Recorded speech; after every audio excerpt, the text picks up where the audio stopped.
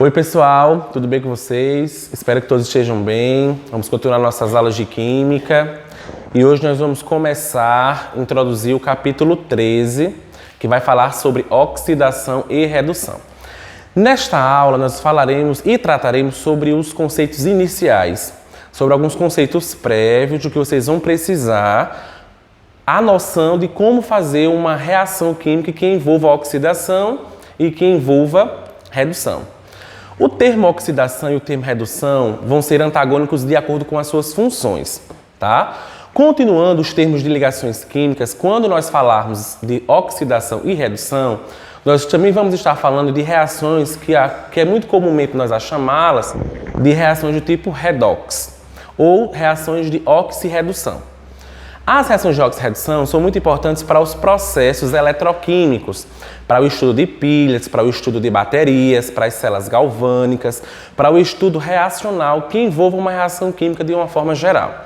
Para que isso aconteça, alguns conceitos gerais nós vamos expor aqui e vai ser bastante teórico, principalmente porque nós vamos precisar desses conteúdos para quando nós chegarmos nos métodos de balanceamento de uma equação química que se obtenha de um método redox. Tá? Então, a oxidação e a redução são reações químicas que tratarão de envolvimentos de processos químicos. Alguns metais eles são muito bem encontrados nas reações do tipo redox. É o que acontece com a prata, é o que acontece com o cobre, é o que acontece com o ouro. Esses metais eles facilmente ocorrem por reações químicas. E essas reações químicas, naturalmente, elas serão chamadas de reações redox, onde haja um agente redutor e haja um agente oxidante. Nos conceitos prévios, nós vamos ver que há uma definição própria para essa transferência de elétrons que acontece com a oxidação e que acontece com a redução. Esse termo, transferência de elétrons, nós já falamos sobre ele numa outra aula, que foi lá quando nós falamos sobre as ligações químicas do tipo iônica. Nós temos uma reação química que envolve as espécies químicas na forma de íons, nós temos exatamente uma transferência de elétrons. Então, obrigatoriamente, aqui nas reações de oxidação e redução, nós vamos ter reações que envolvam transferência de elétrons, ou seja, na oxidação, ela vai ser caracterizada por um processo em que a espécie química vai perder elétrons. Já na redução, as espécies químicas serão caracterizadas pelo ganho de elétrons. Então, por isso que eu mencionei que elas vão ser praticamente inversas e principalmente com o próprio nome. Quem oxida, perde elétrons. Quem reduz, ganha elétrons. Outros termos que acompanham a oxidação e acompanham a redução são dois tipos de agentes. São os agentes oxidantes e os agentes redutores. Agente oxidante não é a mesma coisa que oxidação. Agente redutor não é a mesma coisa que redução. Principalmente, caracterizando sobre eles, vamos ter duas diferenças próprias. A oxidação é o inverso do agente oxidante e a redução é o inverso do agente redutor. Oxidante é o elemento ou a substância que provoca oxidações. Isso quer dizer que ele próprio irá reduzir-se, ou seja, ganhar elétrons. Já o redutor é aquele elemento ou aquela substância que provoca reduções, ou seja, ele próprio irá oxidar-se. Dentro desses conceitos básicos que envolvem a oxidação e que envolvem a redução, nós vamos ver que há equações químicas que facilmente nós encontraremos os agentes oxidantes e os agentes redutores. Percebam que nós temos aqui uma reação entre um metal alcalino, que vai ser o sódio, e um halogênio, que vai ser o cloro. A reação entre eles nós já sabemos. A reação entre o metal e um ametal acontece por transferência de elétrons. É uma reação química do tipo ligação iônica. Como que acontece? O sódio, por ser um metal, todos os metais têm a caracterização de perder elétrons. Ora, nós falamos que quando uma substância ou um elemento químico perde elétrons, quer dizer que ele está sofrendo oxidação. Vale dica, todas as vezes que nós tivermos uma substância a qual nós recordarmos qual grupo familiar que ele está na tabela periódica, obrigatoriamente esse elemento ele tende a perder elétrons. Se ele está perdendo elétrons é porque a reação está ocorrendo por oxidação. Já o cloro, como sendo um halogênio, estando na família dos ametais, esse elemento químico, consequentemente, ele irá ganhar elétrons. Nós falamos que o ganho de elétrons caracteriza uma redução. Então, observando essa reação química, nós vemos que formou dois complexos aqui, né? Esses colchetes aqui indicam que os compostos estão formando complexos. Eu tenho dois íons, íon positivo, o sódio, mais íon negativo, o cloro. O que é que está acontecendo? Numa ligação química, nós sabemos que os cátions, que são os íons positivos, eles acabam perdendo elétrons. E já os ânions, que têm a carga negativa, eles acabam ganhando elétrons. Nos conceitos gerais, nós vemos que a oxidação é a perda de elétrons e que a redução é o ganho de elétrons. Então, consequentemente, na reação química, nós vamos ter o seguinte. O que é que está acontecendo com o sódio? O sódio se oxidou. Se o sódio oxidou, perdeu elétron. Se o cloro está sendo envolvido nessa reação química do sódio, quer dizer que, consequentemente, o sódio se reduziu, pois ganhou elétrons. Percebam e atentem-se a esses dois termos. O que é que está acontecendo com o sódio? O sódio se oxidou. A oxidação é o processo reacional que fará com que os elementos químicos percam elétrons. E o que é que está acontecendo com o cloro? O cloro se reduziu, ou seja, ganhou elétrons. Redução é a caracterização em que uma espécie química ou um elemento químico está ganhando elétrons. Mas o que é que quimicamente caracteriza o sódio? O sódio é o redutor. Se ele é redutor, ele reduziu o cloro. Já o cloro é um agente oxidante, pois oxidou o sódio. O que é que está acontecendo? O sódio está transferindo os elétrons para o cloro e o cloro está recepcionando. O cloro vai ser sempre a substância que vai receptar os elétrons de uma outra espécie química. Vale ressaltar que uma tabela muito importante para que a gente possa reforçar sobre esse contexto é a tabela de eletronegatividade. Quando nós tivermos, principalmente para essa dica, duas espécies químicas em que uma tem uma eletronegatividade maior que a outra, com certeza essa espécie química que tem maior eletronegatividade, ela irá ganhar os elétrons. Se ela está ganhando os elétrons, ela consequentemente irá se reduzir. Mas o que é que essa substância vai ocasionar na outra? Ela vai então oxidar. Numa reação redox ou numa reação de oxirredução, nós obrigatoriamente teremos dois participantes ou dois grupos de participantes. Aquele que sofrerá oxidação e aquele que sofrerá redução. Então a regra é prática. Não existe oxidação mais oxidação, nem redução mais redução. Se um agente está oxidando, o outro está reduzindo. Se um reduz, o outro oxida. Se um oxida, o outro reduz, obrigatoriamente. Se nós tivermos mais espécies químicas do que essas de uma reação química, nós vamos ter que precisar diagnosticar qual tem maior eletronegatividade para que eu possa, então, poder perceber essa principal diferença. Então, lembrando que o sódio liga-se ao cloro através de ligação iônica. Então, se é uma ligação iônica, mais uma vez classifica a reação como oxirredução. Há uma transferência de elétrons, o sódio está transferindo elétrons para o cloro. A principal diferença para isso está na tabela de eletronegatividade. Simplificando isso, a gente vai ter 4 características básicas para o que foi mencionado teoricamente aqui. A perda de elétrons caracteriza uma reação de oxidação, o que gera um aumento do NOx. O que é esse NOx? Número de oxidação. Percebam o seguinte, aqui no sódio, dentro desse complexo, eu tenho um sinal positivo e eu tenho aqui o cloro dentro desse complexo, o sinal negativo. O que é que está acontecendo? Nós vimos que os íons apresentam cargas que podem variar de 1 a 3, positivo e negativo. O que é que acontece? Nos íons, o NOx, que é o número de oxidação, vai ser exatamente igual à carga. Então, o que é que acontece? No átomo de sódio, se eu tenho a carga mais 1 aqui, o número de oxidação do sódio vai ser mais 1. Caso o cloro aqui está com a carga negativa, quer dizer que ele está ganhando elétrons. O mesmo acontece com o número de oxidação do cloro. O número de oxidação vai ser igual a menos 1.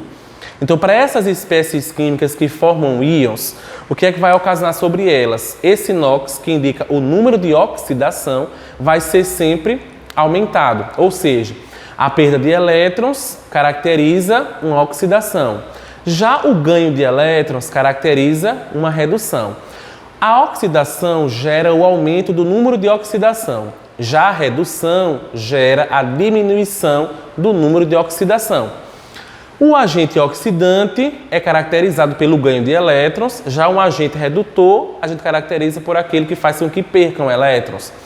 No ganho de elétrons causado por um agente oxidante, sofre redução. Quer dizer que esta espécie química vai ter tido passado por um processo de redução. Já no caso de agentes redutores, que comumente eles acabam perdendo elétrons, eles vão sofrer oxidação. Isso causa neles o seguinte: todos eles irão oxidar-se. Essa oxidação e essa redução é muito comum para as espécies químicas que envolvam a transferência de elétrons. Principal diferença: metal e ametal. Se é um metal, obrigatoriamente vai sofrer oxidação. Se é um ametal, obrigatoriamente sofre redução. Agora, há casos que vão particularizar essas situações. Que casos são esses? Vai depender da eletronegatividade em que esses elementos estejam envolvidos para eu poder, então, avaliar se é um agente oxidante ou se é um agente redutor, ou se a reação está ocorrendo por oxidação ou se a reação está ocorrendo por redução. Relembrando mais uma vez aqui a tabela de eletronegatividade, né? Que a gente vai caracterizar ela como a força que o átomo tem de capturar os elétrons dos outros para si. Então, quanto maior a eletronegatividade, maior vai ser a tendência que essa espécie química tenha a atrair os elétrons para si próprio.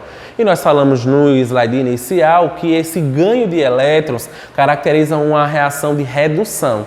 Né? Se ele está ganhando elétrons, a reação é de redução. Agora, caso esses metais que estão aqui, eles percam seus elétrons, obrigatoriamente eles estarão passando por um processo chamado de oxidação. O número de oxidação de uma espécie química vai ser regido por algumas regras. Essas regras elas são bem claras, mas a gente precisa ter uma atenção de qual participante vai estar na questão. Há algumas regras práticas, por exemplo, os metais alcalinos todos têm o mesmo número de oxidação, mais 1. Os metais alcalinos terrosos todos têm número de oxidação mais 2. A prata, por exemplo, entra no grupo dos metais alcalinos, que tem número de oxidação mais 1. O alumínio tem número de oxidação mais 3. Então, essas regras a gente tem que ir se habituando a elas, principalmente por a quantidade de elétrons que essas espécies químicas terão na camada de valência. Uma das caracterizações para que eu possa indicar o seu número de oxidação está na camada de valência, como que ela está se comportando.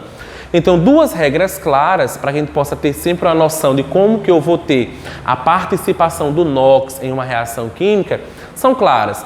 Se são metais alcalinos, número de oxidação mais 1.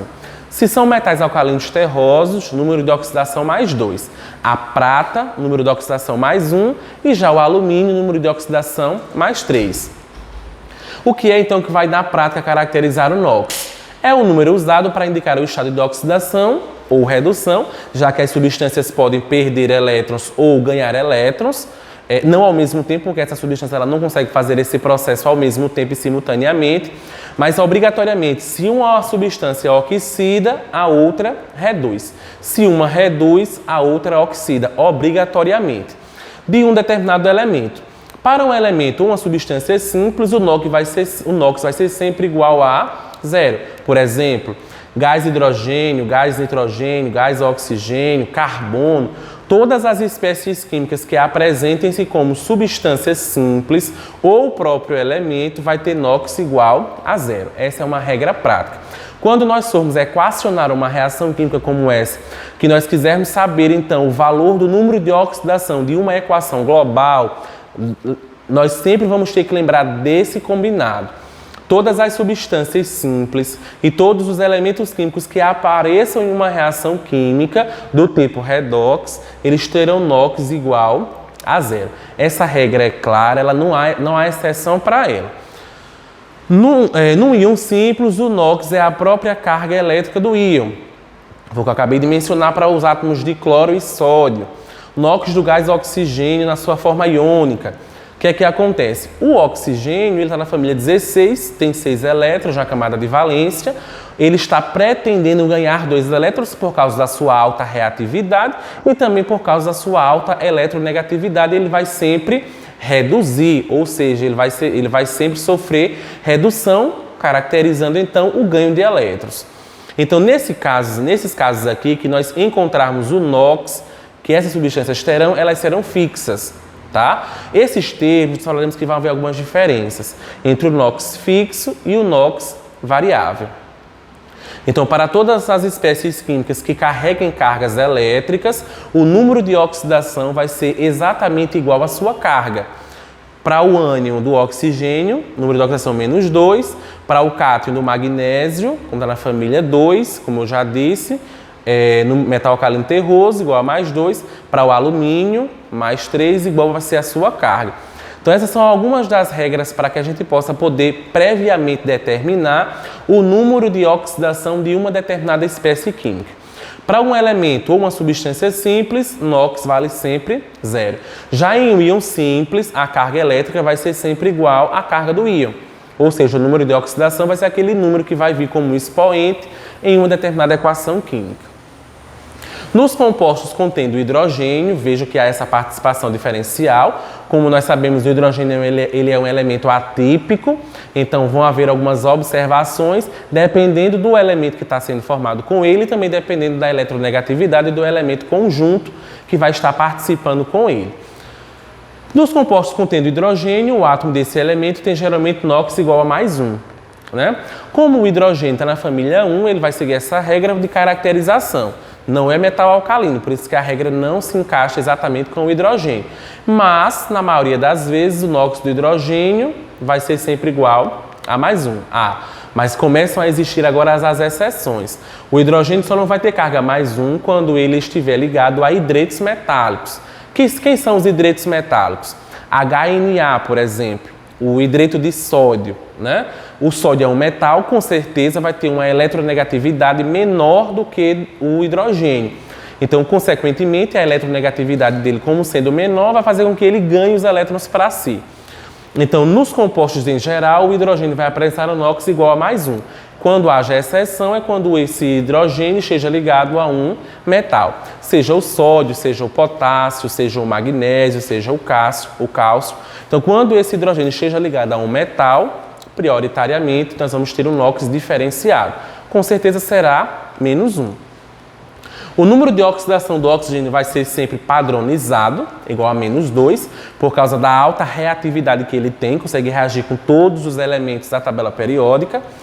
Porém, se esse elemento estiver ligado ao flúor, que tem uma eletronegatividade, que é uma propriedade periódica, que está acima da reatividade, o oxigênio deixa de estabelecer essa regra.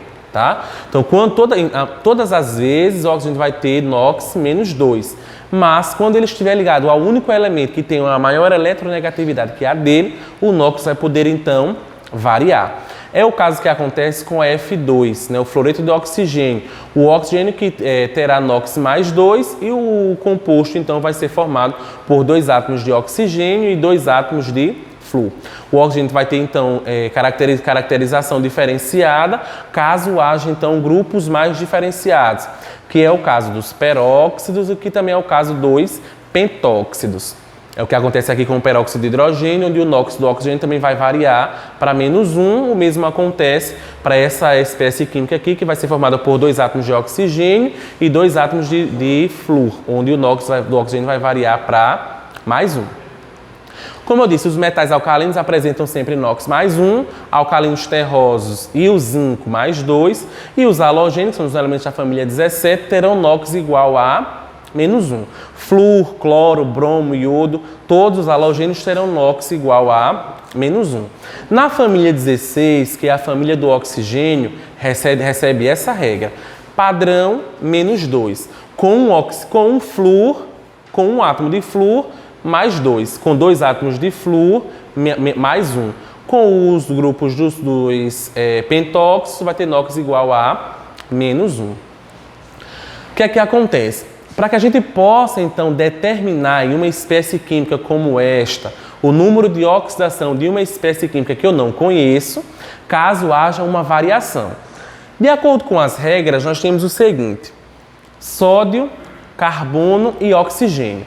Temos 3 elementos químicos. No slide anterior, nós falamos sobre algumas regras. Primeiro, metais alcalinos tem NOx mais 1. Oxigênio, na maioria dos casos, menos 2. Mas nós não falamos do carbono. Então, a regra prática e inicial é que a gente possa memorizar o maior conjunto de observações possíveis para eu poder determinar o número de oxidação de uma espécie química, de um elemento químico, caso eu não o conheça. Porque, por exemplo, no caso do carbono, esse NOx não é fixo. O NOx do carbono ele começa a variar. Mas eu vi que há uma regra prática para eu determinar o número de oxidação do sódio, que é um metal alcalino, e o oxigênio, que está ligado ao carbono, que não infere nenhuma regra. Lembre-se que o oxigênio só tem NOx diferenciado, diferente de menos 2, quando estiver ligado a flúor e quando estiver ligado diretamente a água oxigenada, tá? Aí vai ter então um valor diferenciado. Nesses casos, esses índices eles podem influenciar no final da questão, tá? O que é que acontece aqui, ó? O sódio, NOx mais 1, não sei o NOx do carbono, coloco o X, e o NOx do oxigênio, como padrão, menos 2. Como eu falei, ó, esses índices aqui, eles influenciarão no resultado da questão. Ou seja, para um átomo de sódio, NOx mais 1. Como a questão já trouxe que há 2 átomos de sódio, 2 vezes mais 1. Mais X, esse X é o número de oxidação do carbono, que é o número que eu estou procurando, mais 3 vezes o número de oxidação de um átomo de oxigênio. Se um átomo de oxigênio tem número de oxidação igual a menos 2, se há 3 átomos de oxigênio aqui, vai ser 3 vezes menos 2. Vale ressaltar que em todas as vezes que nós tivermos uma equação como essa, para eu poder determinar o NOx de uma espécie química, numa molécula, a soma do NOx de todos os átomos vai ser sempre igual a 0. Para que nós tenhamos, então, uma equação do primeiro grau e podemos resolver ela de uma forma mais direta. Matematicamente, se resolve isso daqui, 2 vezes mais 1, 3 vezes menos 2, x igual a mais 4. Essa regra é clara. O que é que a gente precisa? Para determinar o NOx de um átomo, que a gente, numa molécula, usa, então, o NOx que a gente já conhece. Esse mais 1 veio do sódio metal alcalino, com certeza NOx mais 1. Oxigênio tem padrão também para o número de oxidação, então vai ser menos 2. Todos os índices aqui, eles tornarão a molécula diferenciada. Então, eu conheço o número de oxidação de uma espécie química, mas eu tenho que fazer a sua multiplicação de acordo com o número de índice que acompanham a molécula. Outra espécie química aqui, só que essa espécie química vai ser carregada de uma carga. Tá? Nós vimos no slide anterior que na soma, né, de uma molécula como essa, nós vamos sempre igualar a 0. Já quando nós tivermos uma espécie química carregada de carga elétrica, a soma da equação vai ser igual à carga que vai aparecer na própria molécula. Se é uma espécie neutra, NOx da equação, para eu poder resolver, igual a 0. Caso numa equação nós temos um íon composto, a soma dos NOx de todos os átomos é igual à própria carga do íon, tá? A própria carga elétrica do íon. Como nós já sabemos, ó, o enxofre é da mesma família que o oxigênio. Então, o que é que vai acontecer? Como sendo da mesma família que o próprio oxigênio, o que é que vai acontecer? O NOx dele vai variar. Como o NOx do oxigênio a gente já conhece, que é igual a menos 2, lembrando das exceções, com o flúor, que é o caso do peróxido de hidrogênio, tá? Eu já sei que o número de oxidação do oxigênio vai ser sempre menos 2. Só que vejam que acompanhando o átomo de oxigênio existe o índice 4. Então vão ser 4 vezes menos 2. Como eu não sei o número de oxidação do enxofre, eu estarei procurando. Represento por x mais uma vez. X mais 4 vezes menos 2 igual a menos 2. Ah, de onde veio esse menos 2? No íon composto, a soma do NOx de todos os átomos é igual à própria carga elétrica do íon. Olha a carga elétrica do íon aqui, ó. 2 menos ou menos 2, igual a menos 2. Resolvendo matematicamente aqui, 4 vezes menos 2 igual a menos 2, x igual a mais 6. Então, para que a gente tenha esses dois casos, se a espécie química se tratar de uma molécula, com certeza ela estará neutra. NOx no final igual a 0. Agora, quando aparecer uma carga formal como essa, o resultado do NOx vai ser igual sempre à carga formal. O que é que acontece? A oxidação ela pode ocorrer em 3 circunstâncias. Essas são regras práticas para que a gente possa, então, determinar como que está ocorrendo a oxidação e como que eu vou poder diferenciar da redução. Primeira, quando se adiciona oxigênio à substância, oxigênio é o elemento químico na tabela periódica de maior reatividade. Se ele tem uma maior reatividade, obrigatoriamente, em todas as espécies químicas, ele vai, então, causar uma oxidação. Ou seja, a espécie química que se ligou ao oxigênio vai perder elétrons para ele.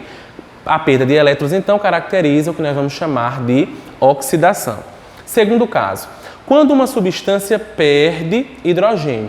Então, em uma reação química, caso vocês observem que haja no final da equação, depois da seta, a liberação de átomos de óxido de hidrogênio, quer dizer que esses hidrogênios estão sendo perdidos. Se uma substância está perdendo hidrogênio, caso de oxidação.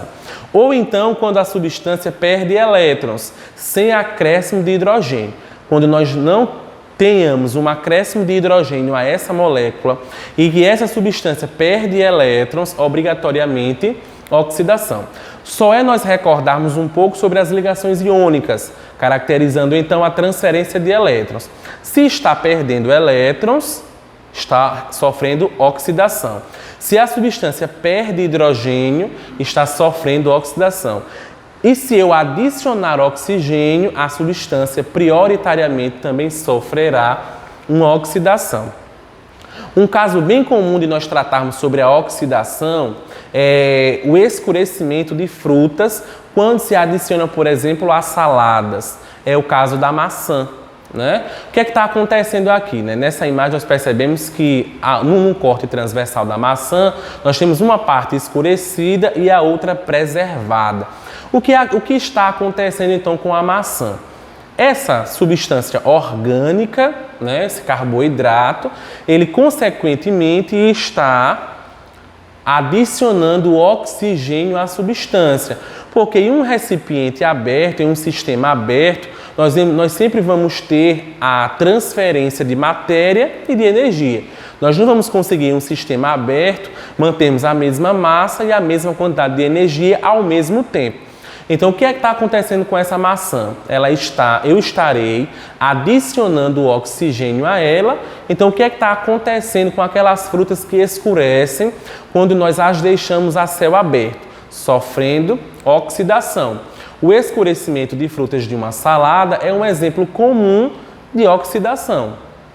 Ah, mas há algum fator, há alguma coisa que a gente possa fazer para que isso não aconteça? Há uma solução prática: adicionar suco de limão ou de laranja à salada para poder preservar as moléculas que estarão formando essa maçã.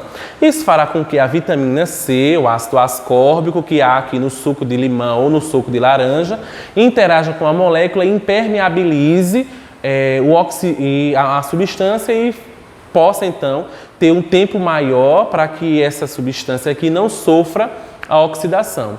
Então, a solução para que isso não aconteça é adicionar suco de limão ou de laranja a uma molécula. Uma condição para que ocorra a redução, né, ela pode também ocorrer a cada 3 circunstâncias. A primeira dela é quando a substância perde oxigênio. Oxidação envolvendo oxigênio, oxidação. Já se a substância perder esses átomos de oxigênio, esse exemplo comum é que ele sofra oxidação. Quando ganha hidrogênio, sofre redução. Ou quando uma substância ganha elétrons, sem perda de oxigênio ou acréscimo de hidrogênio, também é um fator comum que sofra a redução.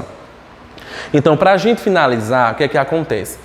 Quando nós temos a participação da oxidação e da redução simultaneamente numa equação, se uma substância vai estar oxidando, a outra está reduzindo. Só que eu preciso diagnosticar quem vai ser o agente oxidante e quem vai ser o agente redutor. Agente oxidante, ele vai fazer com que as espécies químicas elas tenham condições diferenciadas. Agente oxidante ganha elétrons. Oxidação perde elétrons. Não confundam esses dois termos, são termos distintos, uma coisa não quer dizer a outra. Se está sofrendo oxidação, aumenta o NOx, perde elétrons. Se está sofrendo redução, diminui o NOx, ganha elétrons. Agentes oxidantes ganham elétrons, agentes redutores perdem elétrons. Agentes oxidantes sofrem redução, agentes redutores sofrem oxidação. Se está sofrendo redução, reduz-se. Se está sofrendo oxidação, oxida-se. Esse fator é muito comum de acontecer com espécies químicas que estão presentes no cotidiano. É o caso da ferrugem, por exemplo, em que os átomos de ferro estarão a céu aberto, perdendo elétrons para o átomo de oxigênio. Se está perdendo elétrons para o átomo de oxigênio, obrigatoriamente está sofrendo oxidação. Já se esse oxigênio está sendo perdido numa molécula, é o que acontece quando nós pegamos uma substância, como é o caso do cobre, cobre negro, que colocamos dentro de uma solução aquosa que contém ácido, que contém um determinado grupo de álcool, a substância ela começa a perder a sua cor, né? Vai haver uma diferença na tonalidade da sua coloração. Isso caracteriza então que o oxigênio está sendo perdido na molécula. Então, se ele está sendo perdido na molécula, obrigatoriamente ele vai estar sofrendo uma redução, o que caracteriza o ganho de elétrons por uma espécie química que esteja sendo envolvida numa determinada equação. Ficará a atividade da página 17, a gente resolve na nossa aula online. Um abraço e até lá!